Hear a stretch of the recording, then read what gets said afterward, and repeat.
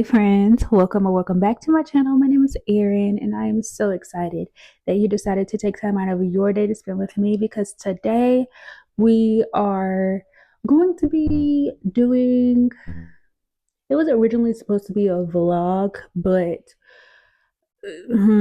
so I've read all of these books and haven't gotten on camera once. So we're just gonna talk about them.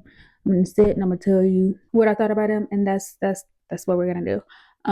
These the theme of this video is rereading my favorite books for my birthday. I did this last year and I just thought it was so fun. And my birthday is in August, and you aren't seeing this in August. Whatever. I still read these books and I still wanted to come and talk to you about them and about my reread experience. And yeah, so we're just gonna do a little bit of chat, okay? And I hope you enjoy this video. Let's go ahead and hop into it.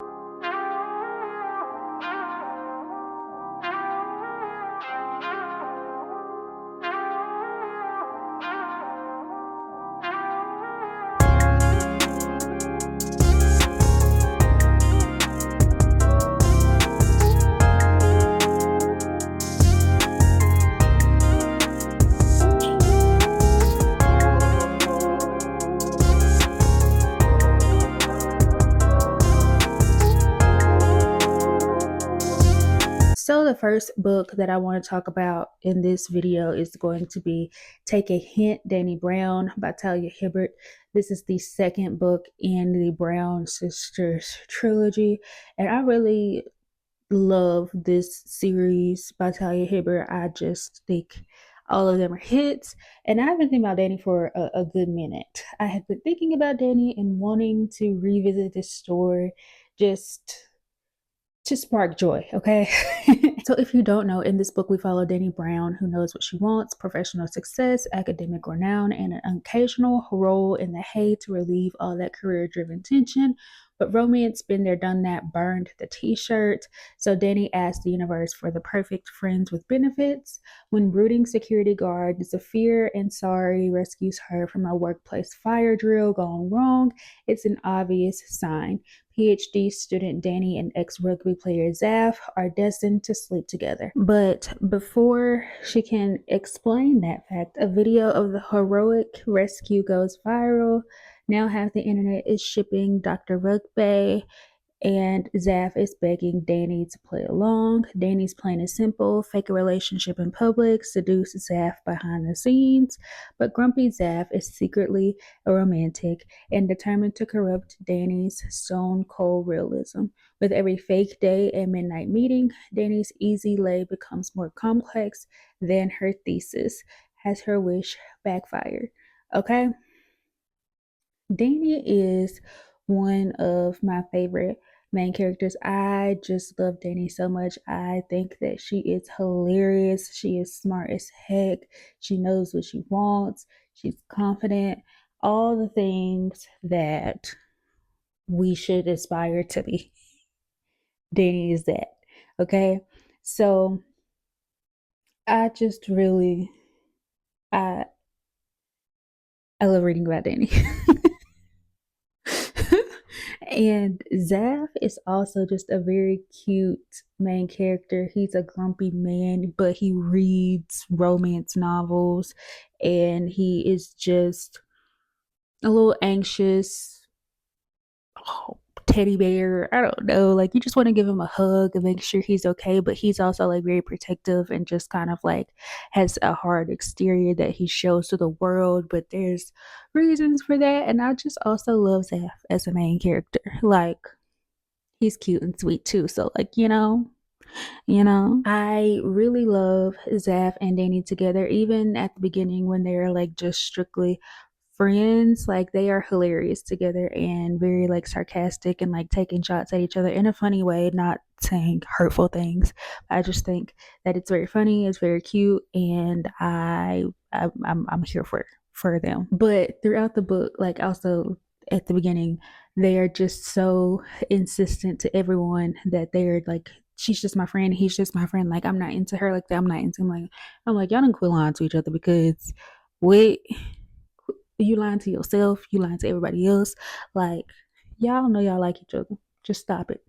You ain't fooling nobody. You ain't even fooling yourself. So why are you even playing these games? Like I was just rolling my eyes like every time they said something like that. And it wasn't like in an annoying way. It's just like, okay, yeah, I don't believe you, but okay.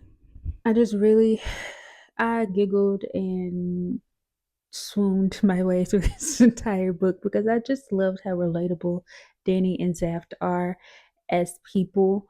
I think that you can find a little piece of yourself in either or both of these characters, and they are just like comforting to read about. And I loved that about this book. I think that it like addresses some really real issues in real ways that people handle things that happen to them. And I think it is the perfect balance for me because I don't like reading like overly emotional sad books. That's just me. And so this does tug on your emotional strings. There are some things that are happening in this. It's not just all like fun and games, but there is that balance that like makes me like I'm not crying or like sad, but I am like feeling things to these characters and like their situations and things that they have gone through. So, like I said, I think it's a good balance for me, and I just really enjoyed my reread of this book. And, Talia Hibbert did her big one with this book and with this series. And at this point, I'm just thinking I reread Chloe Brown, the first book, back in was it January or February at the beginning of the year? And now I've reread the second book. So I'm like, I might as well just go ahead and reread the third book. So I have done an entire series reread this year.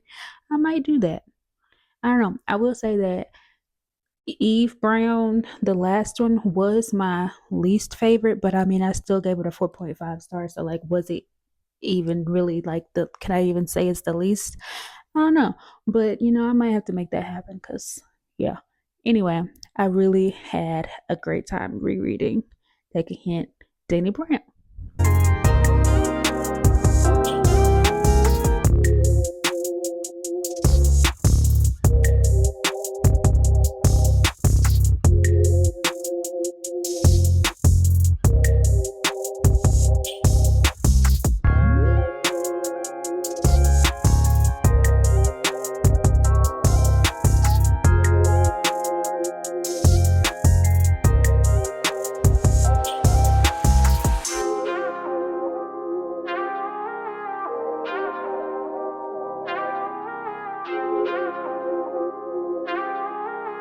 The second book I decided to reread was Devon and Kris Plan a Wedding by Chencia Higgins. This is one of my favorite books, I think, of all time. Like, yeah, and I just wanted to reread this to solidify that, and it is solidified. Devon and Kris, one of my favorite couples. This is one of my favorite books. Like, all the things, all the things.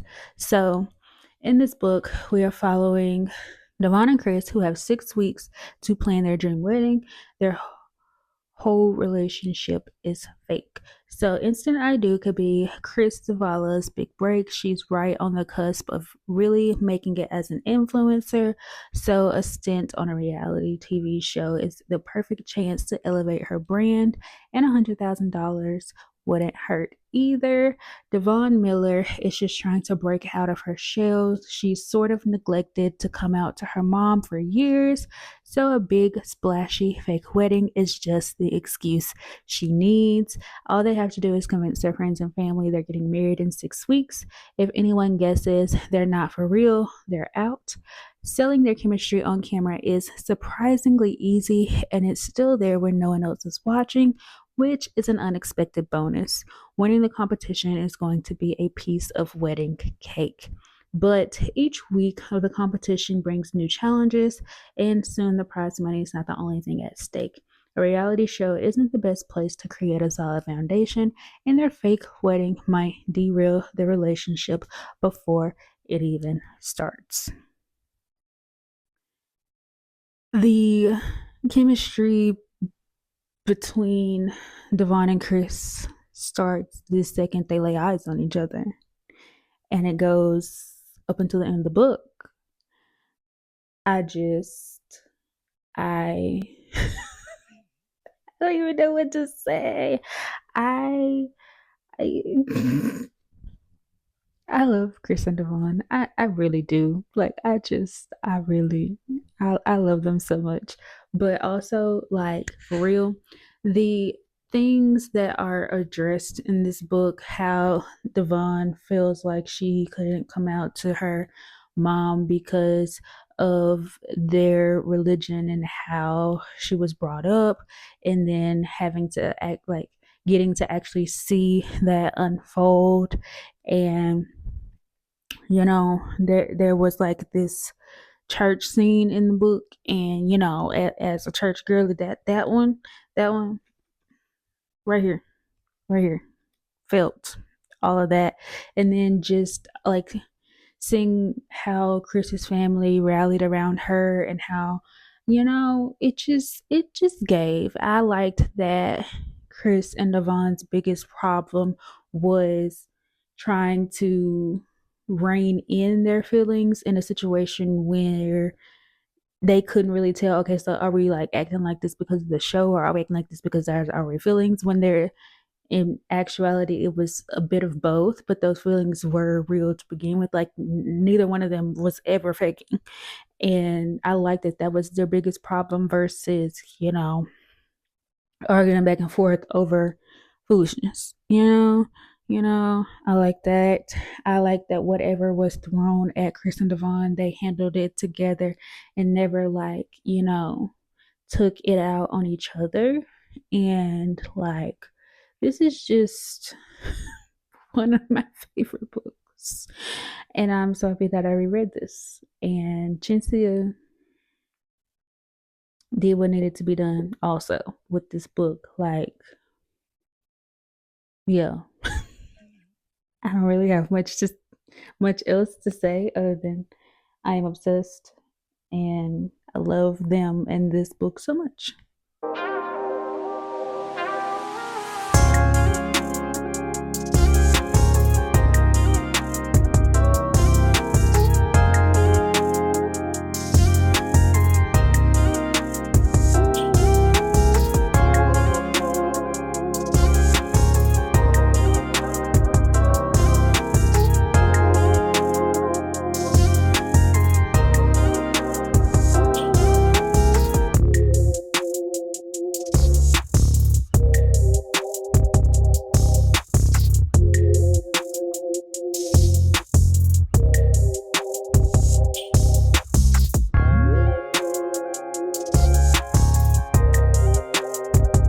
And the final book that I decided to reread is Honey and Spice by Bolu Babalola. I decided to reread this book because the follow up to it, Sweet Heat, comes out in September, and I plan on picking that book up as soon as it touches my mailbox.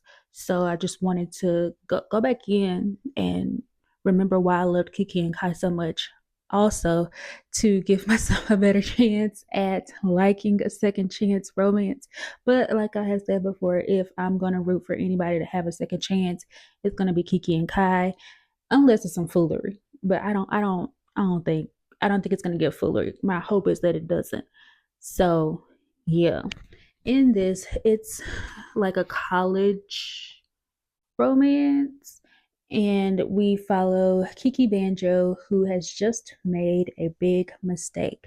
As an expert in relationship evasion and the host of the popular student radio show Brown Sugar, she's made it her mission to make sure the women of the African Caribbean Society at Whitewell College in Southern England do not fall into the mess of situationships, players, and heartbreak. But when the queen of the unbothered kisses Malachi, the guy she just publicly denounced as the waste man of Whitewell in front of every Blackwellian on campus, she finds her show on the brink. They're soon embroiled in a fake relationship to try and salvage their reputations and save their futures.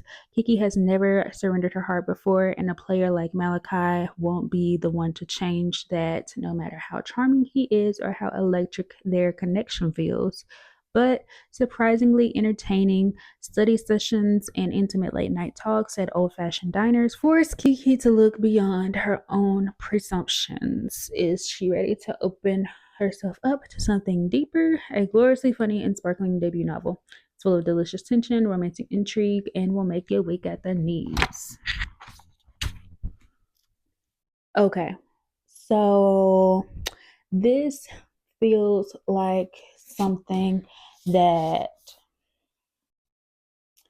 is kind of more on the like nostalgic reads for me. I think this will go into the category of books that maybe I read like when I was younger that I really loved, but I don't know how any future rereads of this would go for me. And that's simply because it feels you know how you acted in like college and stuff, like you know how you was acting and you was acting a little on the childish side. Everything just felt so dramatic and so important, but really wasn't important. And a lot of the pop culture references in this just, there was a lot of them. And yeah, I still really enjoyed this story. And at the core of it, I still love Kiki and Kai, one of my favorite couples. Like, again, their chemistry started as soon as they laid eyes on each other and followed until the end of the book. They have really great, hilarious banter. And I love that. Like, when you can keep up with my girl Kiki, who is very like sarcastic and quick witted and like not gonna let you, she ain't gonna let you, make it. I think that Kai complimented that perfectly because he gave Roy back to her, and it was never like on some disrespectful stuff unless they were being disrespectful to each other because they did have a couple of arguments in this, but like I'm still rooting for Kiki and Kai. I think that, some things that happened in this was a little clicky and a little immature. But like I said, we in college and that's how college kids be acting. So I can't really, fault a book for doing what it's supposed to do because I would like it less if they were in college acting like, they were full grown adults. So there is gonna be that immature quality to it and, like I said, that over dramaticness that just was that time in life and can't really fault it for that. I giggled and was kicking my feet, smiling and laughing at Kiki and Kai through this, and I just really loved the relationship that they were able to build. I think that the lessons about friendship throughout this book are very important and handled well. Also, I really like this and I will continue recommending this. I think it's an amazing story and I think that, people still need to read it. People need to get their hands on it. It needs to be a story that is shared continuously. And yeah, I just, for me, I don't know how many rereads of this are going to happen. And that's not me saying I didn't like it this time. I am basically saying that I feel like I am a almost aged out of this book and I don't want to sully my thoughts on it in any type of way. So I'm going to leave well enough alone. And so this probably will be my last full reread of it. And there's nothing wrong with that. Like I said, it is still one of my favorite books of all time. I am still going to be putting it on a recommendations list. I just don't know that I'll ever read it. And that's okay. That's okay. So, with that being said, those are the 3 books that I decided to reread to spark joy in my birthday month. All of those are favorites. So obviously there are 5 stars. There's no reason to like wrap up this video like I usually do because those are all favorites. And I am really happy that I decided to reread these books. I feel like not that I'm in a slump because I don't even know that I believe that reading slumps are real.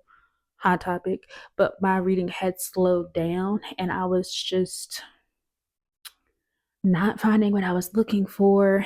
And so I usually, when I do this, I know that I can like turn to romance books and they'll like help me pick it back up. But specifically, I just felt like it was time to go to my hitters, you know, when you need something that you know is just going to work for you. And that's what these three books were. So if you have not picked up any of these three, well, I guess I should fix it right, huh? So you can see. Um, if you haven't picked up any of these three books, I highly suggest that you do. These are some of my all-time favorite books. So if your reading, I'm about to make a mess. If your reading taste is similar to mine, or even if it isn't, I think you should give these a shot. These books are amazing and some of my favorites of all time. So yeah, I'm just yapping now. I am going to wrap up this video. Thank you so much for staying until the end. Thank you for watching, liking, commenting, sharing, subscribing, anything that you do to support me and my channel. It is very much greatly appreciated. And I hope that you take care of yourself and you have the best day that you possibly can. And you know, I'll catch you in the next video. Bye.